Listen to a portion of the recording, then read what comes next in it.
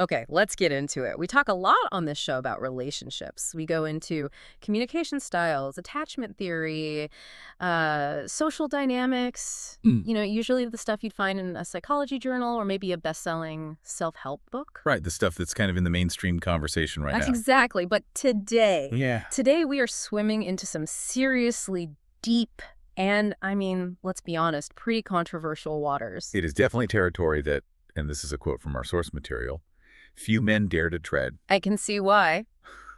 And I'd argue even fewer women feel comfortable discussing it openly, especially in the, Yeah. the modern cultural climate. That is a massive understatement. We're looking at a text by Jeff Ding, specifically it's lesson 20, and it's titled Biblical Pattern for Marriage. Hmm. And right out of the gate, I want to set the stage for you, the listener.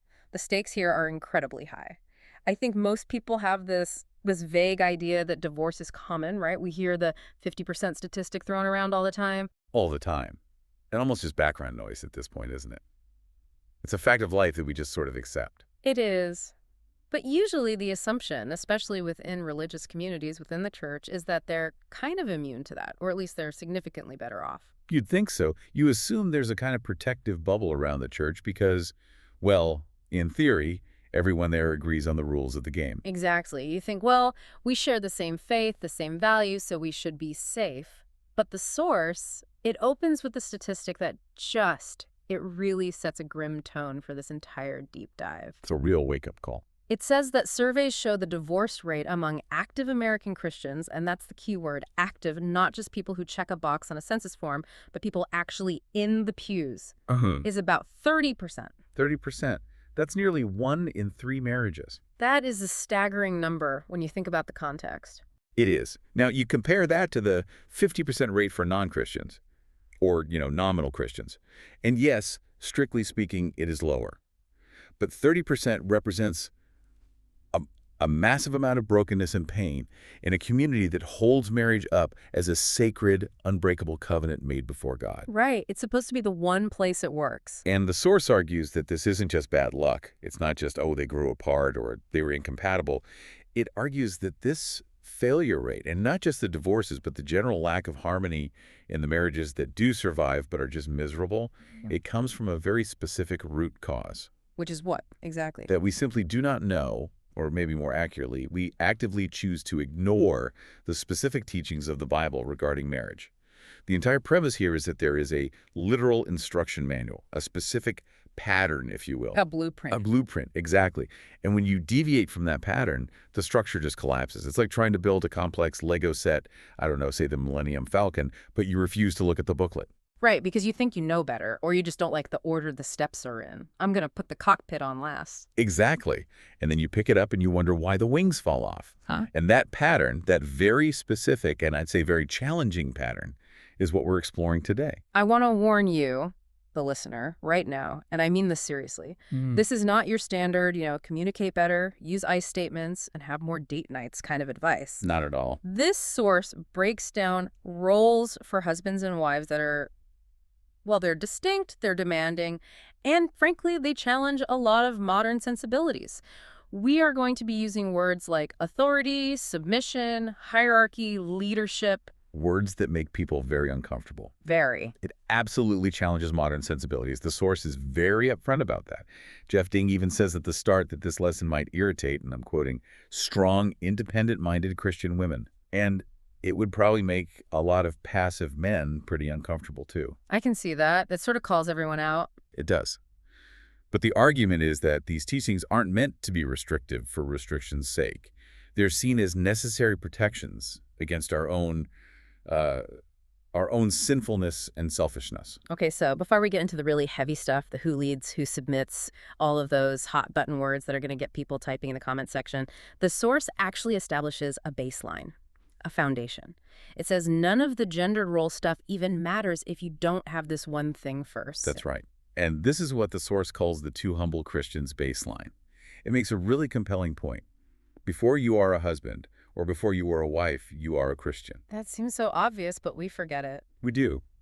And the question is, if you strip away the marriage title, are you treating this other person the way the Bible commands Christians to treat anybody? It goes to Philippians chapter 2. Do nothing from selfish ambition or conceit. I mean, that alone could transform most arguments. It could end them before they start. And the next part is the core principle. But in humility, count others more significant than yourselves. More significant. Not equal, more significant. That is a radical idea in a marriage context. Think about a typical marriage argument. I don't know, about whose turn it is to do the dishes or how to spend the tax refund or where to go on vacation. Usually, you're fighting for your rights, your feelings, Yeah. your perspective. Right, it's I worked all day, I deserve a break, or I'm tired, why aren't you helping me? It's all about me. Exactly. But the baseline requirement here is to count your spouse's perspective, their needs, their happiness, as more significant than your own. You have to actively, intentionally value their needs above your own needs. It's a complete inversion of our natural instincts. The source even suggests a kind of self-audit based on this idea. I actually loved these lists of questions because they move it from this abstract theology into like concrete everyday behavior. It's like a diagnostic checklist for your soul. It is. It forces you to stop and look at the actual data of your daily interactions. Mm-hmm. It's not about how you feel you're doing, it's about what you're actually doing. Let's look at the husband's audit first. The source says he has to ask himself things like this. Does this action bring her happiness instead of sadness? That sounds simple, but think about the 1,000 tiny decisions you make every day. So what I'm about to say, going to build her up or just, score a point. Right. And then, does it bring a sense of peace instead of anger? And here's the one that really stood out to me from the source. The question for the husband is, does she feel like a fellow laborer or does she feel like a servant? That's a huge distinction. Isn't it? If your wife feels like an employee that you're managing or like a maid you've hired who isn't doing a good enough job, you've failed the Philippians 2 audit right there. Completely. You aren't counting her as more significant in that case. You're counting her as a utility, as a means to your own comfort. That hits hard. And then for the wife, the audit is equally challenging. She has to ask herself, does this action or this word bring peace or does it bring conflict? And does it strengthen his ability to lead or does it undermine it? That's a really interesting one, especially before we even get to the leadership section. It presupposes that she has a role in building up his capacity to lead. Yeah, it's not passive. And the last one is just as powerful. Does it build him up or tear him down? It's fascinating because before we even discuss authority or roles or anything controversial, the fundamental requirement is this mutual self-abnegation. You are both required to prioritize the other person's existence over your own. So if you aren't doing that, The source argues that arguing about roles is completely pointless. You aren't even operating as a Christian yet, let alone a spouse. the source also brings in the heavy hitter of all wedding readings. You know the one, you've heard it at every single wedding you've ever been to, 1 Corinthians 13, the love chapter. It does, but it analyzes it in a way that's much less about romance and much more about raw endurance. Yeah. We usually hear love is patient, love is kind, and we think of warm fuzzies, right? Sunsets holding hands. Yeah, the nice parts. The nice parts. But the source highlights verse 7. Love bears all things, believes all things, hopes all things, endures all things. Endures all things. That word endures. It doesn't sound like a romantic comedy. It sounds like running a marathon with a pebble in your shoe. It sounds like work. It sounds like at times suffering. The source connects this directly to the traditional marriage vow. For better, for worse. Which we also say without really thinking about it. We do. And the source reframes that vow. It's not just a promise to stick around physically like I won't move out of the house. It's a promise of unending, active love, even when your spouse is disappointing you, even when they aren't helpful, even when they're failing to bear their own load. That's the real kicker, isn't it? It says even if they aren't living up to expectations, you are committed to believing and hoping in them. You have to see the best in them, even when they're showing you their worst. Precisely. It's an unconditional commitment to the person's future value, not just their present performance. It's basically saying, I am going to treat you like the person God intends for you to be, even if you aren't acting like it right now. It's a stubborn refusal to give up on them, even when they give you every reason to. So we have this baseline of two humble Christians enduring and believing in each other. That's the foundation. Without it, the house crumbles. Right. But now let's move into the specific roles, the walls of the house, if you will. And we have to start with the guys. The source has a section on the role of the husband, and honestly, it paints a picture that is part CEO, part martyr. It's the superhero standard. That's a good way to put it. The source takes us to Ephesians 5, verse 25. Husbands, love your wives as Christ loved the church and gave himself up for her. Gave himself up. That's a phrase we glaze over it in church, but the source takes it very, very literally. The source interprets this as a command for total, ongoing self-sacrifice. And it makes a crucial distinction. It's not just about being willing to take a bullet for her. The big heroic moment. Exactly. I think most men, if you ask them, would you die for your wife if a gunman burst in right now? They'd say, yes, absolutely. It's dramatic. Yeah. It's glorious. You get to be the hero. Right. It's the movie moment. But Ephesians isn't just asking for the one-time movie moment. It's asking for the daily, unglamorous death. The death of what, though? The death of your time. The death of your hobbies. Your career ambitions if they conflict with her well-being. Your personal interests. The source argues that Paul, the apostle who wrote this, had a deep psychological insight here. Men are naturally selfish with their time and resources. Guilty as charged. I mean, if I have a free Saturday, my first instinct is, what do I want to do? Maybe it's golf, maybe it's video games, maybe it's just doing absolutely nothing. My first thought isn't naturally, how can I spend the next 12 hours actively serving my wife's emotional and spiritual needs? Exactly. And that's why the command is so specific. It goes on to say to love the wife as their own bodies. Think about how you treat your own body. If your body is hungry, you feed it. You don't debate it. You just do it. If you're tired, you sleep. If you're in pain, you seek relief. You nourish and cherish yourself constantly and instinctively. Okay, I see where this is going. The source says, you need to be that attuned to her needs. You need to treat her needs, her well-being, her flourishing, as if they were your own physical sensations. Her need for security should be as urgent to you as your own need for air. That is a ridiculously high bar. It's almost unattainable. It's a call to perfection, for sure. And to explain the leadership dynamic that comes with this responsibility, the source uses a really pop culture heavy analogy that I thought was brilliant. It quotes Uncle Ben From Spider-Man. from Spider-Man, with great power, there must also come great responsibility. It's a perfect fit for the argument the source is making. The source posits that the husband is the leader of the family. He holds the power and the influence. The Bible, it argues, gives him that authority. But that authority isn't a prize. It's a burden. The responsibility. The responsibility. Every decision he makes, from the big financial ones to the small daily ones, must be filtered through selfless love. If you have the power, you have the non-negotiable responsibility to sacrifice yourself for the benefit of those under your care. So leadership isn't about, I get to choose the movie or I get to decide where we go for dinner because I'm the leader. It's, I have the responsibility to make sure everyone else is okay before I even think about sitting down. Exactly. Real leadership in this model is being the first one in and the last one out. It's taking the hit. But then the source flips the script with another superhero reference, and this one is, it's a deep cut. Superman 3. Yes, a very specific reference to an older movie. I have not thought about Superman 3 in probably 20 years. Most people haven't, but it serves a very specific and clever purpose here. Okay, so for those who haven't seen it, which is probably most of our listeners under the age of 40, break down why the source uses this specific kind of campy movie.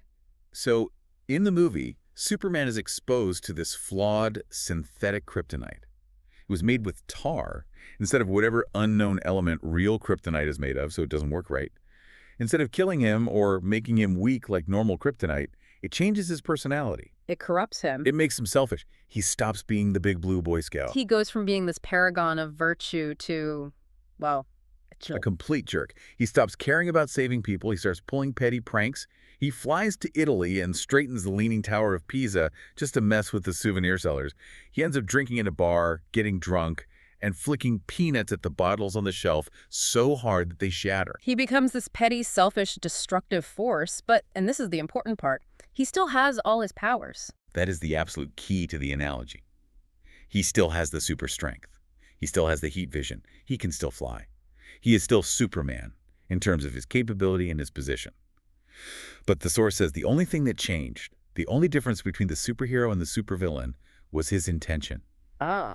When Superman's intention was selfless, to serve others, to protect the innocent, he was the world's greatest hero.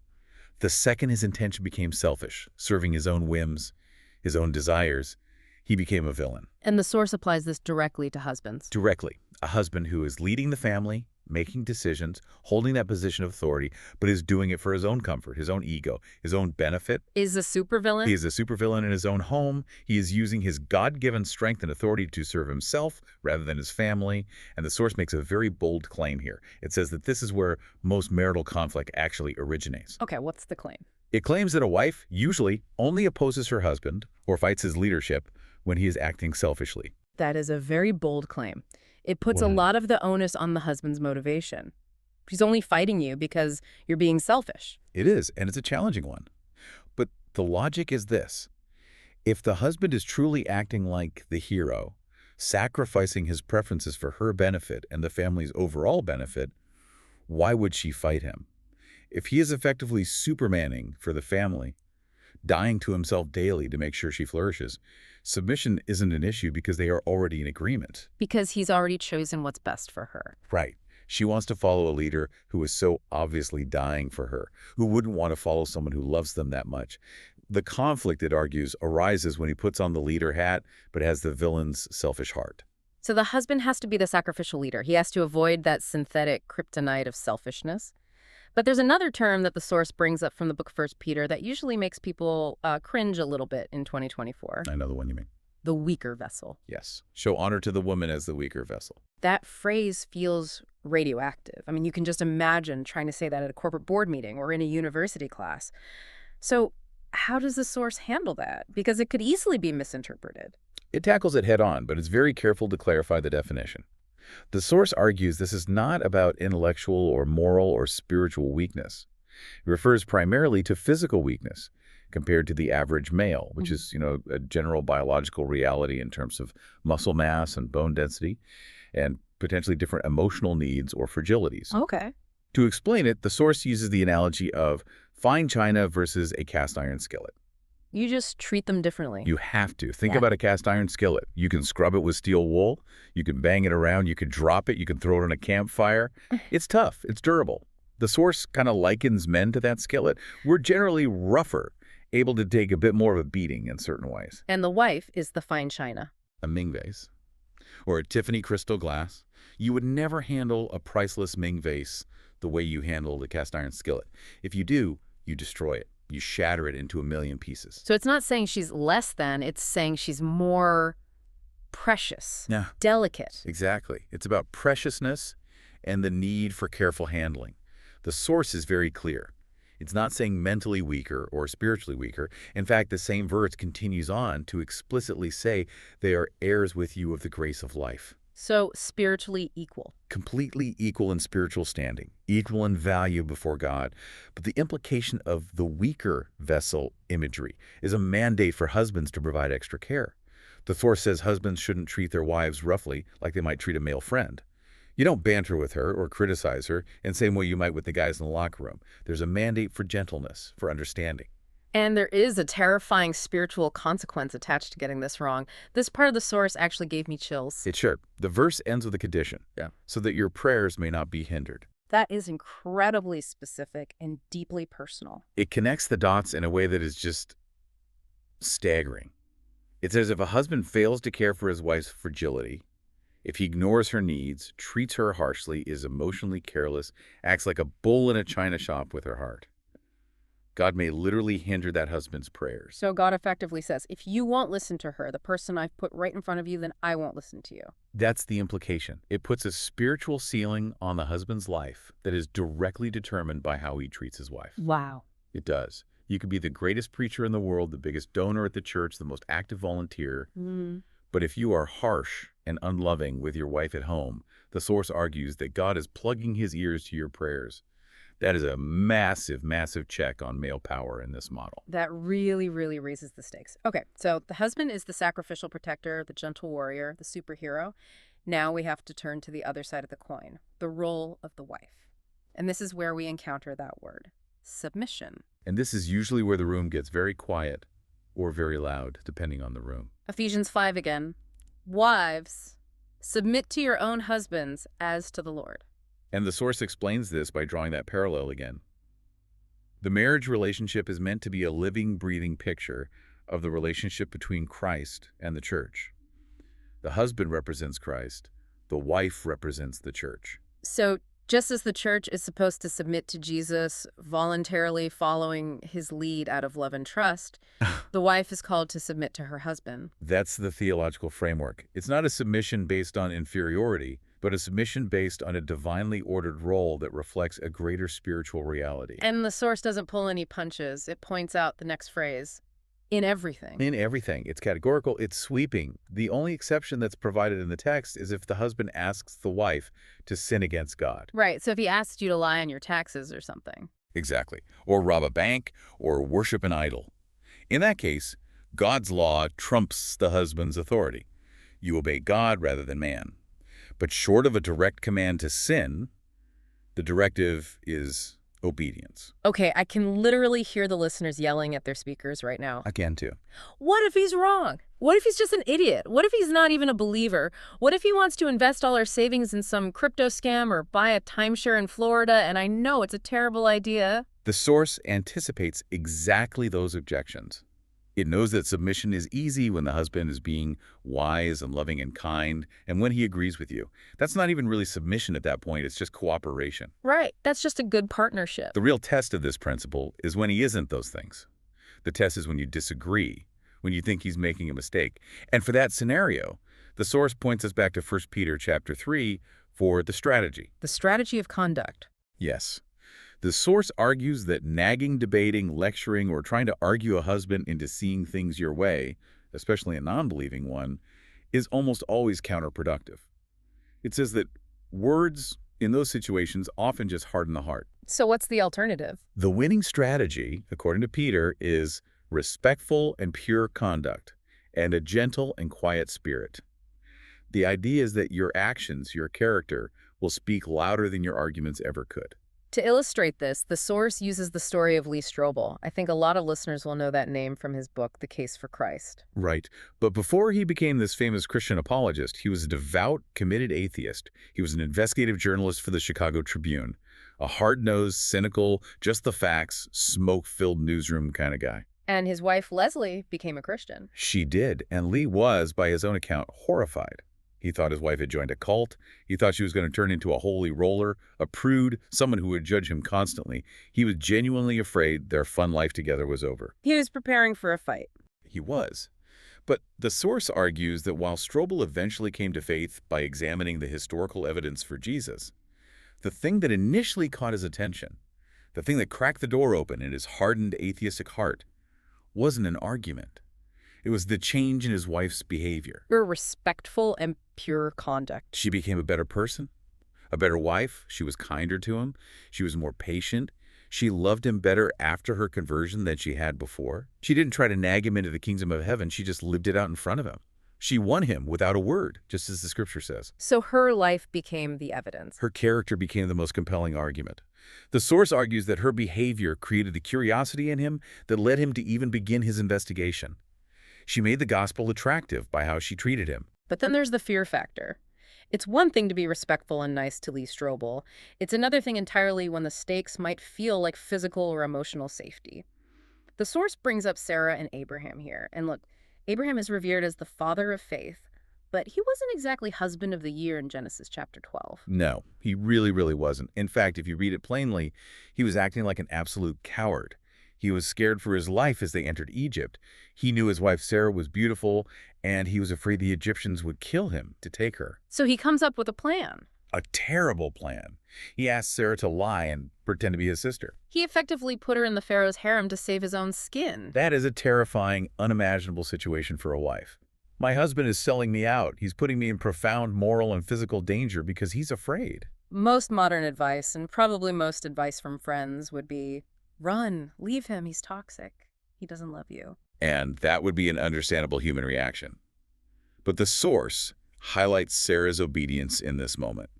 She trusted God enough to submit to a deeply flawed husband's dangerous and selfish plan. But why? What's the lesson there? The point the source makes is that God rescued her. Her safety didn't depend on Abraham's wisdom. It depended on God's faithfulness. She didn't have to fight Abraham. God fought for her. The text says God sent plagues on Pharaoh's house until he was forced to let her go, untouched. So her submission wasn't really to Abraham in that moment. It was an act of faith in God. It requires a level of faith that is, well, it's massive. It's almost incomprehensible to the modern self-sufficient mind. It shifts the focus of a wife's submission from, I trust my husband is right, to, I trust God will take care of me even if my husband is completely wrong. It's a vertical trust, not just a horizontal one. Exactly. It's believing that God is actually sovereign over your marriage, even when your husband is messing everything up. To really drive this point home, this contrast between a good and bad approach, the source sets up what it calls a tale of two queens. We go to the book of Esther in the Old Testament, but before we can get to Esther, we have to talk about her predecessor, Vashti. Queen Vashti, the negative example. Set the scene for us. What happens with Vashti? Okay, so you have King Ahasuerus. Many scholars believe this is Xerxes, a powerful, wealthy, and pagan king of the Persian Empire. He's throwing a massive feast that lasts for days and days. He's drunk. The source says he's merry with wine. He's showing off his power, his wealth, his kingdom. And at the height of this, he commands Queen Vashti to come out wearing her royal crown to show off her beauty to all the princes and the people. Basically, come here and look pretty for my drunk friends. It's objectifying and demeaning. It is. And she says no. She Yes. refuses the king's command. Now, a lot of modern readers, especially women, look at Vashti and say, good for her. She stood up for her dignity. She refused to be paraded around like an object. We see her as this early feminist icon. And that's a very common modern reading. But the source does not see it that way at all. The source labels her as foolish and prideful. It doesn't focus on the king's questionable motives. It focuses entirely on the public nature of her disrespect. Why is that so important? Because by refusing him in that moment, in that public setting, she embarrassed the king in front of the entire power structure of the empire. She publicly undermined his authority. It wasn't a private disagreement. It was a public rebellion. And the consequence for that was severe. She was deposed. She lost her royal position. She was removed from the palace and from the king's presence forever. The source then draws a modern parallel here that is quite stark. What's the application? It says, sure, modern husbands aren't kings, and they're not going to banish you to a distant land. But if a wife constantly disrespects her husband, if she looks down on him, if she rolls her eyes at his ideas in front of friends, if she publicly embarrasses him, He will eventually leave. he will leave, Yeah. either emotionally or physically. The source argues that constant disrespect destroys a relationship just as surely and permanently as Vashti's public refusal destroyed her queenship. You simply cannot build intimacy on a foundation of contempt and public disrespect. A man cannot love a woman who he feels despises him or shames him. So after Vashti is banished, enter Queen Esther. The replacement and the positive example. Now, Esther is obviously chosen for her beauty, but the source emphasizes it was more than that. It was her demeanor. Her gentle and quiet spirit. The text says she won favor with everyone she met. She had a graciousness about her. But her real test, the ultimate test, comes when she discovers a plot by the king's advisor, Haman, to commit genocide against all the Jews in the empire. She has to save her people. This is a genuine life or death crisis. If she handles this wrong, everyone she loves dies, including her. It's the highest possible stakes. And notice her approach. Compare it directly to Vashti's. She doesn't storm into the throne room demanding her rights as a queen or as a human being. She doesn't scream at the king for appointing this evil advisor, Haman. She doesn't call the king stupid or incompetent for not seeing the plot himself. She waits. She respects the protocol. There was a law in Persia that you did not enter the king's inner court, uninvited, under penalty of death, even for the queen. She shows that she doesn't presume upon her position. She waits in the courtyard. She respects his authority over her very life. She waits for him to see her and extend the golden scepter. And when he does, she approaches and touches the tip of the scepter. A physical gesture of submission and reverence. And then, when she finally speaks, her language is filled with humility. She uses phrases like, if it pleases the king, and if I have found favor in your sight. She doesn't make demands. No, she makes appeals. The story says she falls at his feet and weeps. And even then, she doesn't just blurt out the problem. She prepares a banquet for him first. She wines and dines him. She makes him feel honored and respected before she ever asks for anything. It's incredibly strategic. It is. But the source focuses on the humility of it. It claims this humble, respectful approach works, and it gives a specific number, like 95% of the time. That's a very specific number. It is. It suggests that if a wife approaches her husband with that level of humility, if it please my husband, weeping, pleading rather than demanding, treating him with reverence and honor, the husband, if he has any heart at all, will melt. He will want to grant her request. The source has a quote that's very blunt. It says, "Man is a simple creature." Treat him like a king, and he will love you and remain faithful. It proposes this reciprocal loop, a virtuous cycle. If the husband loves his wife selflessly, like the hero, Superman, the wife will naturally respect him. And if the wife respects him, like Esther respected her king, the husband will be moved to love her even more. It's a cycle of positive reinforcement. And conversely, if you break the loop, It becomes a death spiral. If the husband is selfish, the wife loses her respect for him. If the wife is disrespectful, the husband withdraws his love and affection. A selfish husband is a fool. A disrespectful wife is a fool. And you end up with two villains battling it out in the ruins of their own marriage. so we've covered the specific roles, the superhero husband and the Esther wife. But the source also dedicates a significant section to the why. Why this particular structure? Why male leadership? Because in our modern context, because the Bible said so, usually isn't enough for people. We want to understand the logic behind it. Right, the rationale. The source offers four main arguments for male leadership. Three of them are theological, rooted in Scripture, and one is more biological or psychological. Let's start with the theological ones. The first is the creation order. This goes all the way back to Genesis 2, before sin ever entered the world, and it's referenced in the New Testament in 1 Timothy 2. The argument is simple. Adam was formed first. And the timing matters. The source interprets the timing as deeply significant. God gave Adam his instructions to work and keep the garden before Eve was ever created. He was appointed as the, for lack of a better term, CEO of the Garden of Eden first. The responsibility was placed on his shoulders from the beginning.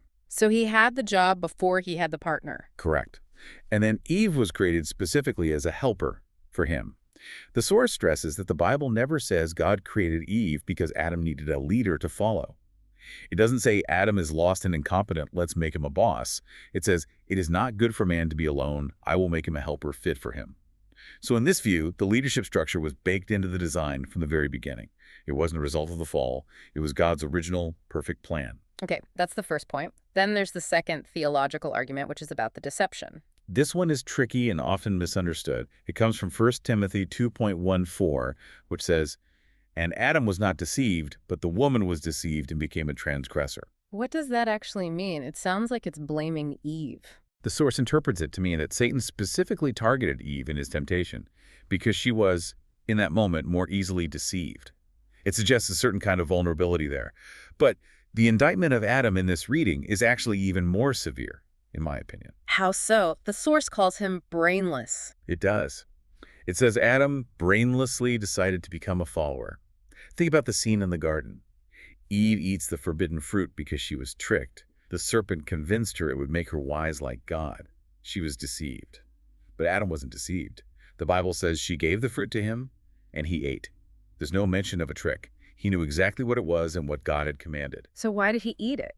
The source argues he ate it because he chose to listen to his wife instead of God. He abdicated his leadership role. He saw her disobey, and he just went along with it, likely to not cause a rift in their new relationship. He chose his relationship with her over his obedience to God. So the fall of man, the original sin, was essentially a failure of male leadership. According to this source, yes. The first sin recorded was a man failing to lead, protect, and stand on God's word, and instead passively following his wife into clear error. So the application today is that when a modern wife usurps authority and a husband passively goes along just to keep the peace, they are, in a sense, reenacting the fall. They are repeating the original error that broke the world. That's a very heavy concept, and the third theological point connects directly to the consequences. After the fall, God pronounces judgment on them. And to Eve, he says, "Your desire shall be contrary to your husband, but he shall rule over you." What does that mean, your desire shall be contrary to your husband? The source argues that this is describing a power struggle, that the wife's sinful desire will now be to control or rule over her husband, to usurp his position. And the husband, in turn, will now have to rule, which can have a harsh connotation. The curse is this constant sinful struggle for dominance in the relationship. So fighting for dominance isn't a sign of liberation in this view. It's a symptom of the broken, fallen world. A healed marriage, a redeemed marriage, is one that seeks to move back toward the pre-fall design of loving servant leadership and willing, helpful submission. Okay, so those are the three theological arguments.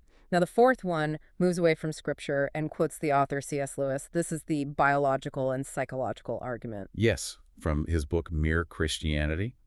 The argument is based on his observations about parenting and what he saw as a natural emotional bias. Break it down for us. The claim is that mothers are designed, biologically, hormonally, emotionally, to have an incredibly intense, fierce attachment to their own children. They love their children more than anyone or anything else in the world. It's a protective, nurturing, all-consuming kind of love. Which is a very good thing for the survival of the species. It's absolutely vital. You want a mother who will fight a bear for her cub. But C.S. Lewis argues, and the source agrees, that this intense bias, this fierce loyalty, can sometimes make it difficult to be perfectly fair to the outside world. His example is, if your kid gets in a fight with a neighbor's kid, the mom's immediate powerful instinct is often to protect her child, to excuse them, to defend them against the outsider. She is beautifully, powerfully biased by love. And the father in this model. The argument is that husbands and fathers, while loving their children deeply, are often slightly more detached and can be more fair to outsiders.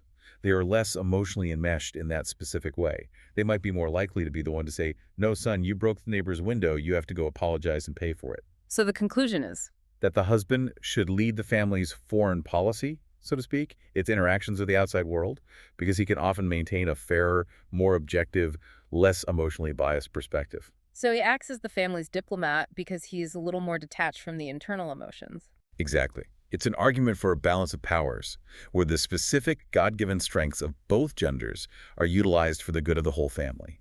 One nurtures the internal dynamics with that fierce bias love, while the other navigates the external dynamics with justice and fairness. Wow, this is a lot.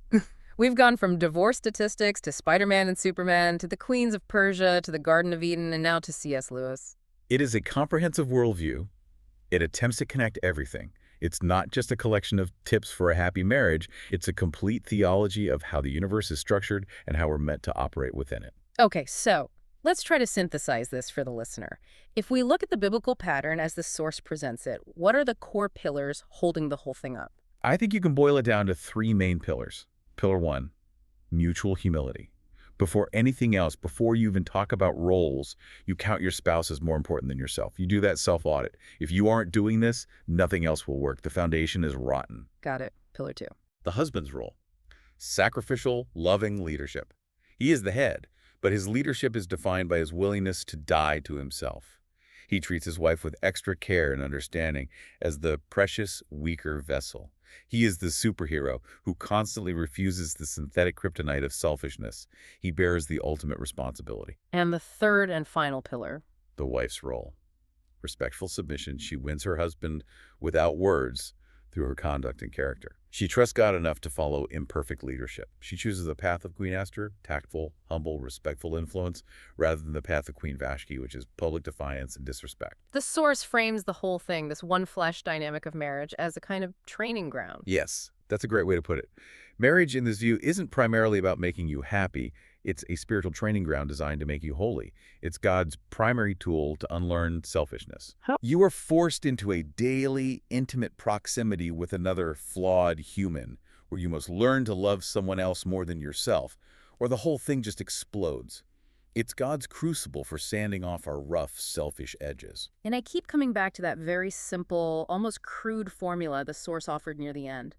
Man is a simple creature. It's blunt, but it's memorable. Treat him like a king, respect him, and he will love you and remain faithful.